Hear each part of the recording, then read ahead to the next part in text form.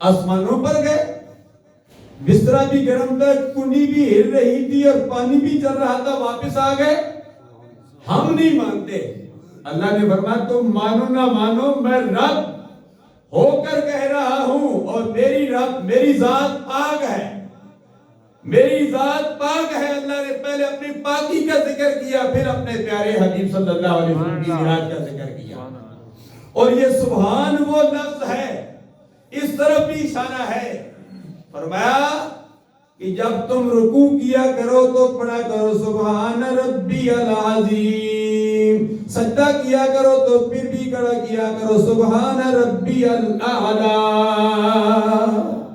رکوع میں بھی رب کو یاد کرو، سجدے میں بھی رب کو یاد کرو کہ رب ذوالجلال پاک ہے، وہ اعلیٰ ہے، وہ عظمت والا ہے، وہ شان والا ہے۔ سبحان الذی، جس نے سیر کرائی اپنے خاص بندے کو، الذی وہ ذات، اسرا سیر کرائی بعبدہ اپنے خاص بندے کو۔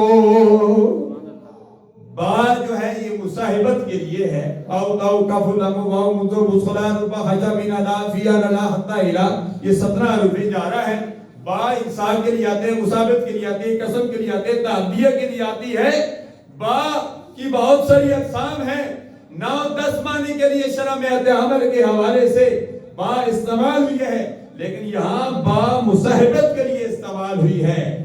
با کا مطلب یہ ہے اللہ تبارک و تعالیٰ دنیا والوں کو بتانا چاہتا ہے، آئے دنیا والوں یہ نہ سمجھنا جس نے سیر کرائی اس نے اپنے بندے کو تنہا چھوڑ دیا، نہیں تنہا نہیں چھوڑا۔ فرمایا بے عبدی، فرمایا وہ رب ذوالجلال سیر کرانے والا اپنے پیارے حبیب کے ساتھ ساتھ تھا۔